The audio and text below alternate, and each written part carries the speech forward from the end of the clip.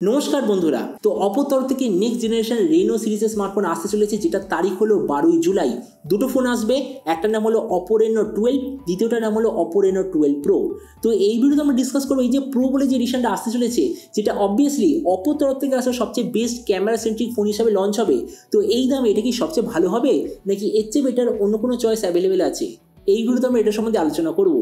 তো চলো শুরু করা ভিডিওটা কোনো সময় নষ্ট না করে। আপনি যদি গ্যাজেটাল বাংলা চ্যানেলে প্রথমবার আসেন, এরকম বাংলা টেক ভিডিও ডেলি দেখতে চান, তাহলে গ্যাজেটাল বাংলা চ্যানেলটা সাবস্ক্রাইব অবশ্যই করে নেবেন। তো প্রথমত আলোচনা করি স্মার্টফোনটার ডিজাইন সম্বন্ধে। তো যেমন দেখতে পাচ্ছেন, এবার যে অপো রেনো 12 প্রো পেছন দিক থেকে দেখতে হবে এক্স্যাক্টলি এরকম। ফোনটা আপনি মাল্টি কালারে দেখতে পাবেন। এর থিকনেস হবে 7.4 মিলিমিটার আর ওয়েট হবে 180 গ্রাম। এর পেছন দিকের মেটেরিয়ালটা হবে গ্লসি টাইপের প্লাস্টিক ব্যাক কভার, আর সাইডে আছে প্লাস্টিকের ফ্রেম। ডিসপ্লের দিক থেকে এতে আপনি পাবেন 6.7 inch full HD plus 120 hertz 10 bit curved AMOLED display, তার সঙ্গে 240 হার্জের টাচ স্যাম্পলিং রেট, 2160 হার্জের পিডালুন ডিমিং রেট, 1200 নিটসের brightness, 20:9 aspect ratio, 94% screen to body ratio. Display সার্টিফিকেশনে আছে HDR10+ সার্টিফিকেশন, আর তার সঙ্গে গরিলা গ্লাস ভিক্টর জেনারেশন 2 এর প্রোটেকশন।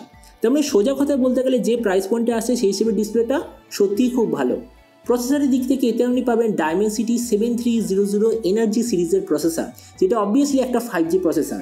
ক্যামেরার দিক থেকে এতে আপনি পাবেন 50, 8 আর 50 মেগাপিক্সেলের ট্রিপল ক্যামেরা, তার সঙ্গে 50 মেগাপিক্সেলের সেলফি। এর যে 50 মেগাপিক্সেলের রিয়ার সেন্সার, ওটা হলো সোনি লিথিয়া 600 সেন্সার, যেটাই আছে 1/1.95 ইঞ্চ সেন্সার।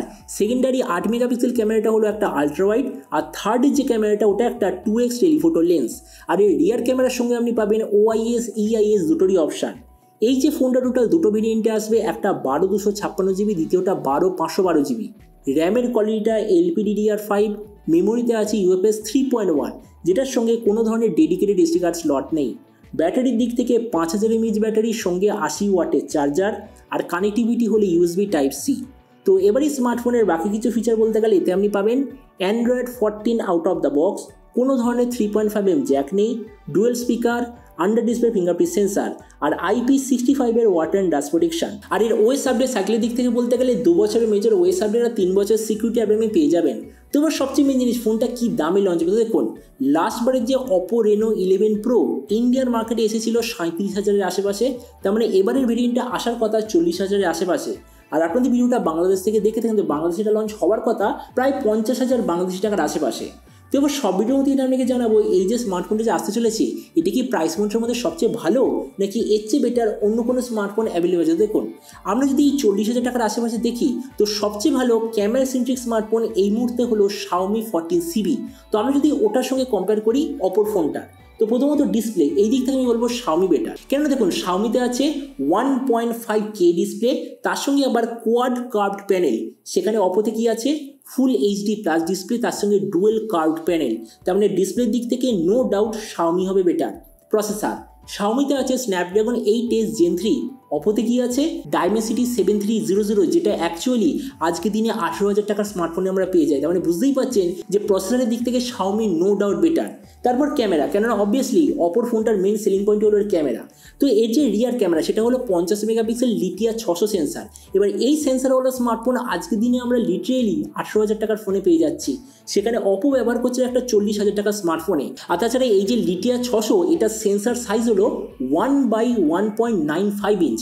সেখানে যে Xiaomiর ক্যামেরাটা, মানে Xiaomiর ফোনে যে মেন ক্যামেরাটা ইউজ হয়েছে, ওটার মেন সেন্সার হলো 1/1.55 ইঞ্চ। মানে বুঝতেই পারছেন যে ক্যামেরাটা Xiaomiতে কতটা বেটার। তো এই জন্য ক্যামেরার দিক থেকে Xiaomi নো ডাউট হবে বেটার।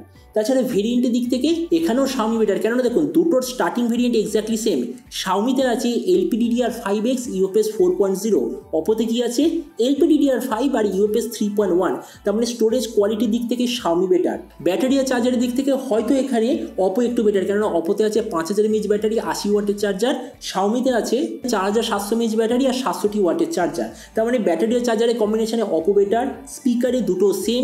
OS আপডেটে আবার এখানে সিবি বেটার, কেননা সিবিতে আছে 3 বছরের মেজর ওএস আপডেট, অপোতে আছে 2 বছরের মেজর ওএস আপডেট। তার মানে দেখুন ভিডিওটার সামনে জাস্ট এটাই বলবো, যদি আপনার অপো ব্র্যান্ডের স্মার্টফোন নেওয়ার ইচ্ছে হয় আপনি অপো রেনো 12 প্রো নিতে পারেন, কিন্তু আপনার যদি সবচেয়ে best all round camera centric smartphone নেওয়ার ইচ্ছে হয় তো আমার মতে মনে হয় সেম প্রাইস পয়েন্টে Xiaomi 14CB Oppo Reno 12 pro থেকে অনেক বেটার চয়েস। তো এবার আপনি যখন সবচেয়ে জানেন এই যে অপো তরফ থেকে নতুন স্মার্টফোন যে আসতে চলেছে, তো আপনি কি এই দামে এটা নিতে চান নাকি অন্য কোনো স্মার্টফোন আপনি চুজ করতে চান, এটা সম্বন্ধে কথা বলতে আমাকে একদমই ভুলবেন না।